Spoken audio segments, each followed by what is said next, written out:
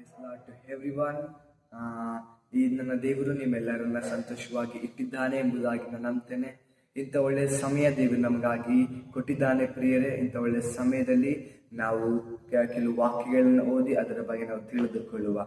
ಇಲ್ಲಿ ದೇವರು ವಾಕ್ಯ ಏನು ಹೇಳ್ತದೆ? ಕೀರ್ತನೆ 91 ವಾಕ್ಯ ಹೇಳ್ತದೆ, ಪರಸ್ಪರನ ಮೊರೆ ಹೋಗುವವರು ಸರ್ವಶಕ್ತನ ಆಶ್ರಯದಲ್ಲಿ ಸುರಕ್ಷಿತವಾಗಿರುವರು ಎಂಬುದಾಗಿ. ಪ್ರೀತಿಯ ದೇವ ಮಕ್ಕಳೇ, ದೇವರ ವಾಕ್ಯ ಹೇಳ್ತದೆ, ಪರಸ್ಪರನ ಮೊರೆ ಹೊಕ್ಕುವವರು ಸರ್ವಶಕ್ತನ ಆಶ್ರಯದಲ್ಲಿ ಏನಾಗಿರ್ತಾರಂತೆ? ಅವರು ಸುರಕ್ಷಿತವಾಗಿರ್ತಾರಂತೆ. ಪ್ರೀತಿಯ ದೇವ ಮಕ್ಕಳೇ, ನೀವು ದೇವರ ಪರಸ್ಪರನನ್ನ ನೀವು ಮೊರೆ ಹೊಕ್ಕುವಾಗ, ಯೇಸು ಸ್ವಾಮಿಯನ್ನ ನೀವು ಆತನ ಸ್ವಂತ ರಕ್ಷಕನಾಗಿ ಅಂಗೀಕರಿಸುವಾಗ, ಯೇಸು ಸ್ವಾಮಿಯನ್ನ ನೀವು ನಂಬುವಾಗ, ನೀವು ಆತನ ಒಂದು ರೆಕ್ಕೆಯಿಂದ ನೀವು ಆತ ನಿಮ್ಮನ್ನು ಮರೆ ಮಾಡಲ್ಪಡ್ತಾನೆ. ಪ್ರಿಯರೇ, ನಿಮಗೆ ಯಾವುದೇ ಸಂಕಟ ಬಂದರೂ, ನಿಮ್ಗೆ ಯಾವುದೇ ನೋವುಗಳು, ಸಾಲದ ತೊಂದರೆ ಇದ್ದರೆ, ಆ ದೇವರು ಅದನ್ನ ನಿಮ್ಮ ಕಷ್ಟಗಳನ್ನ ಆತನು ಪರಿಹಾರ ಮಾಡುವನ ಆತನಾಗಿದ್ದಾನೆ.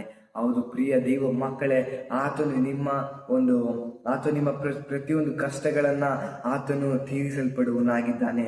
ನೀವು ಆತನ ತೀರಿಸಲ್ಪಡುವನಾಗಿದ್ದಾನೆ. ನೀವು ಬದಲಿಗೆ ಆತನ ಮೇಲೆ ನಂಬಿಕೆ ಇಟ್ಟು ನೀವು ಪ್ರಾರ್ಥನೆ ಮಾಡಬೇಕು. ಪ್ರೀತಿಯ ದೇವ ಮಕ್ಕಳೇ, ಪರಸ್ಪರ ನೀವು ಮೊರೆ ಹೊಕ್ಕಬೇಕು. ಯೇಸು ಸ್ವಾಮಿಯನ್ನ ನೀವು ತನ್ನ ಸ್ವಂತ ರಕ್ಷಕನಾಗಿ ಅಂಗೀಕರಿಸಿಕೊಳ್ಳಬೇಕು. ಪ್ರೀತಿಯ ದೇವ ಮಕ್ಕಳೇ, ಇಂಥ ವಾಕ್ಯವನ್ನ ದೇವರು ನಿಮ್ಗಾಗಿ ಕೊಟ್ಟಿದ್ದಾರೆ.